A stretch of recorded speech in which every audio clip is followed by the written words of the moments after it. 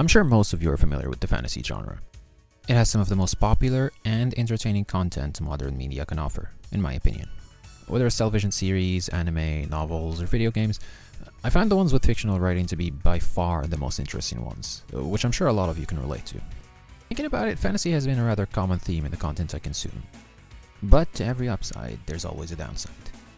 At the end of the day, no matter how entertaining something is, it's bound to get stale with enough repetition. Eventually, everything will start becoming a little too bland, really.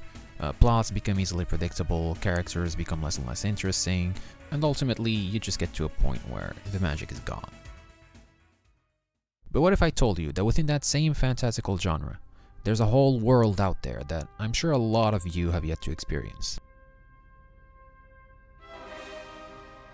And that is the topic of today's video.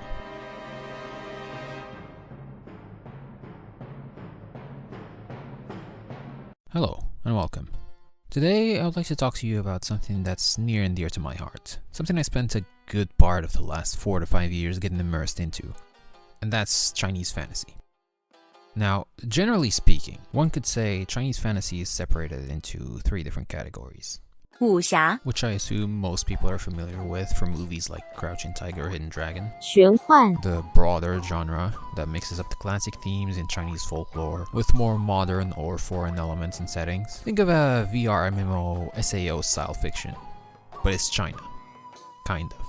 And finally, Xianxia, which is the one that I want to focus on today. This one's a power fantasy that follows the protagonist's quest for immortality. And it comes as a very different experience from conventional depictions of the fantasy genre. And it brings us such high quality memes as people flying on swords, heavenly tribulation, some really weird magical Chinese rituals, very questionable medical practices, a whole lot of aphrodisiac, women made out of jade, and more.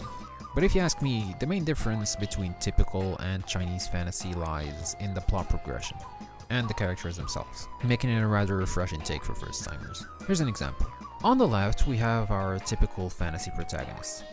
I think we can all agree that he's a pathetic beta pussy, right? He gets easily slapped around, is very uncomfortable and submissive around women, most of which will mock him, but he's not really gonna do anything about it. Is almost always an actual virgin, making this meme quite fitting, really.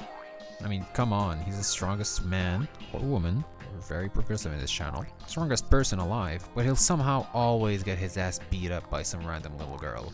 It's like, a lot of these main characters are generally designed to be carried by the people around them. It's a very cheap way to facilitate self-inserts and make it easier to write in some character development later on. And in fact, most of, if not all the time, I personally find the side characters to be far more interesting. But enough about that. Let's talk about a real man. The chinaman. Wow. Now that's a man that gets into fights with young masters all the time. Truly a superior entity that transcended mankind. Just to be more transparent, going forward, do keep in mind that I don't consider myself to be an expert on the genre. I'm mostly an enthusiast, so to speak. First, let's talk about the story progression. In a normal setting, Xianxia, is all about cultivation. No, not that kind of cultivation. The term here refers mostly to the power levels, to oversimplify it. There's no real good way to explain it that I can think of, really. It'll make enough sense within the story itself, I suppose. In a nutshell, the stories follow the main character in his quest for immortality, where most of the time the setting is very reminiscent of ancient China, and the beginning will almost always be focused on the main character's struggles in slowly getting stronger.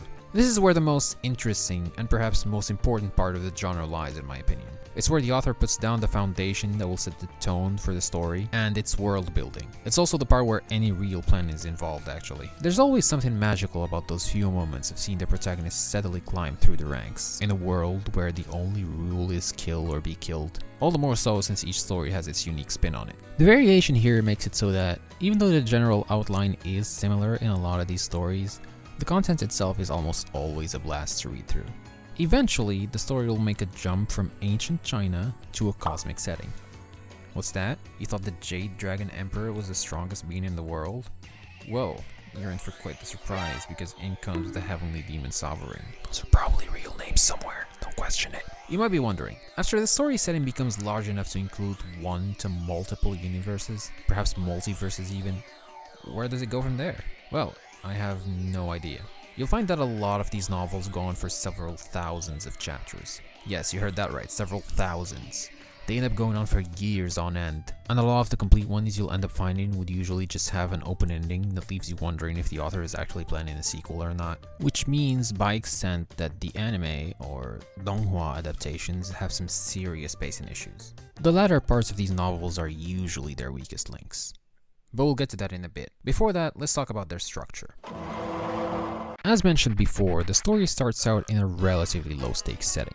For the sake of clarity, let's say there's two major halves, the lower and the upper realms. In the lower realms, we'll follow the protagonist's growth through separate ordeals as he slowly cultivates his strength. This part alone lasts for extremely long periods of time, ranging from 3 to 4 books in the novels, so you can imagine what a broader setting would look like. Or can't in this case, I don't really know. The upper realm, on the other hand, is where the story goes to die, because that's where it reaches its climax, but considering the first world alone was 3 to 4 books, and not just setting up the story, well, we're in for quite a long journey, I would say. And that's what the general outline looks like. Fairly simple, right? Unfortunately, the content is anything but, especially to new readers. There's a ton of cultivation realms, power mechanics, folklore, and cultural elements, especially the names, that would leave the reader confused and afraid. And with the sheer numbers of chapters to read, might even scare them away from continuing along, which is quite a shame, as there is still quite a bit to offer, all the more so for first-timers. For instance, the journey itself, the sheer insignificance of human life in all its glory, cocky young masters, jade beauties, super drugs, and the main character being a homeless man that has more sex appeal than you ever will, just to name a few. But that's all the good part of the genre. As mentioned before, there's always a downside to any positive, and Chinese fantasy is certainly no exception to the rule. The biggest flaw, and at the same time, biggest defining characteristic of Chinese fantasy, specifically, Xianxia, is repetition. Oftentimes, the story would feel like it's stuck on a loop. Similar events would repeat under slightly different circumstances. The same arc would repeat itself later on with what feels like only different names for the characters involved. It can honestly wear out the reader very easily, but it doesn't end there. Since the novels go on for several thousands of chapters, the pacing leaves a lot to be desired.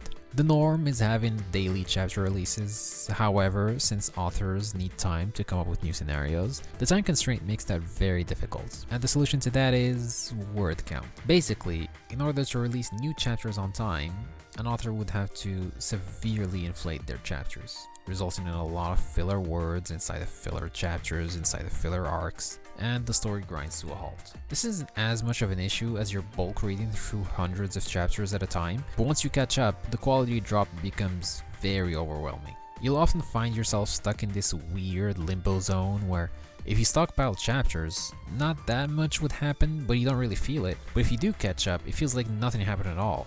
But you need that juicy development. In fact, devolving into a proverbial crack whore isn't too surprising.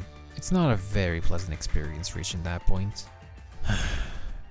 Yeah, I have a problem. In conclusion, there's a lot to love and hate in Chinese fantasy, but both aspects make it really worth the experience. If you do have time, or if you're bored out of your skull from the many stereotypes and tropes we're all used to, I do highly recommend giving it a shot at least. Thank you for watching, and I hope you enjoyed the video. Hope to see you next time.